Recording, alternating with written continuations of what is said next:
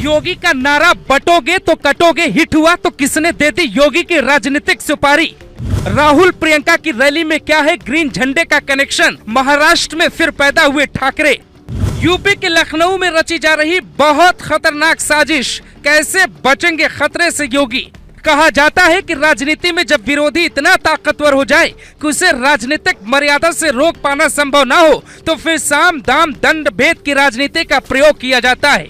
ये बात अखिलेश यादव बहुत अच्छी तरह से जानते हैं कि मुंबई में बीजेपी का कौन सा नेता है जिसने पूरा चुनाव पलट दिया।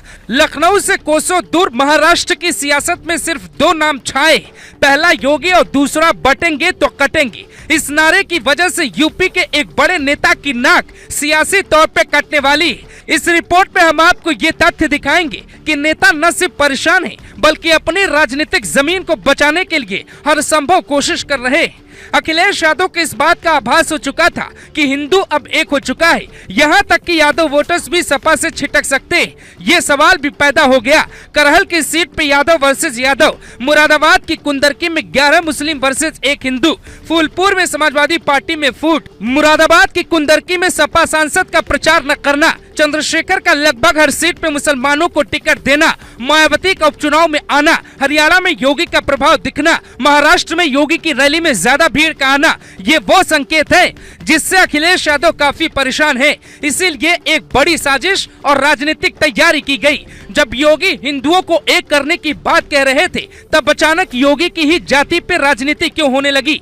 ठाकुर वर्सेस ऑल का माहौल कौन बनाने लगा। चुन चुन के ठाकुर अधिकारियों का नाम किस राजनीतिक पार्टी के सोशल मीडिया अकाउंट पे लिखा जाने लगा। जनता को ये बताया जा रहा है कि योगी ठाकुर हैं जिन्हें उच्च जाति में गिना जाता है और जनता को ये भी समझाया जा रहा है कि अधिकारी भी योगी ने ठाकुर ही रखे हैं जो उच्च जाति से आते हैं। आंदोलन के पीछे एक राजनीतिक पार्टी अपने फायदे को तलाश रही जो ये बता रहा है कि यूपी में कोई संत मुख्यमंत्री नहीं बल्कि एक ठाकुर मुख्यमंत्री है जो दलितों को और पिछड़ों को कुचल देता है। यही परपंच समाजवादी पार्टी के कार्यालय में रचा जा रहा है। समाजवादी पार्टी की पीआर कंपनी बाकायदे छात्रों के एकदम नॉन पॉलिटिकल आंदोलन को कैप्चर करने की पूरी कोशिश करती और सफल होती दिखाई दे रही है। अब इस बात के भी कई पुख्ता सबूत आपके सामने हैं। यूपी के ये जो बच्चे जमीन पे चीलम, गांजा और भांग लिख रहे हैं ये किस राजनीतिक पार्टी से प्रभावित है।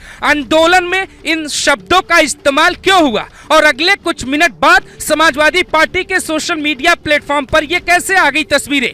आंख बंद करके सच्चाई देखने वालों को थोड़ा आंख खोल लेने की जरूरत है। 20 नवंबर को यूपी में उपचुनाव है। इंटरनल सर्वे में दावा किया जा रहा है कि समाजवादी पार्टी कई मुस्लिम बाहुल्य सीटों को भी गंवा रही है और एक सीट ऐसी भी गंवा रहा है गठबंधन जिस सीट को साल 1970 से वो अपनी बपौती मानता है। इसीलिए इस खेल के पीछे हिंदुत्व और हिंदुत्व के अंदर ठाकुर जाति पे निशाना लगाया जा रहा है। जाहिर तौर पे पीडीए से आगे बटेंगे तो कटेंगे के नारे का जोश दिखने लगा था। इसीलिए अखिलेश यादव ने अचानक ये जाति वाली राजनीति शुरू कर दी। अब जाति वाली राजनीति से बीजेपी की भी परेशानियां बढ़ गई।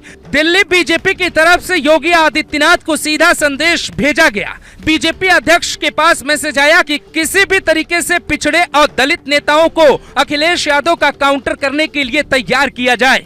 और सुबह होते ही केशव प्रसाद मौर्य एक ट्वीट करते हैं जिसमें वो बच्चों की आवाज उठाते हैं जो आंदोलन करते हैं। लेकिन जरा ध्यान से देखिए समाजवादी पार्टी ने उस ट्वीट को रीट्वीट करते हुए किन शब्दों का इस्तेमाल किया है।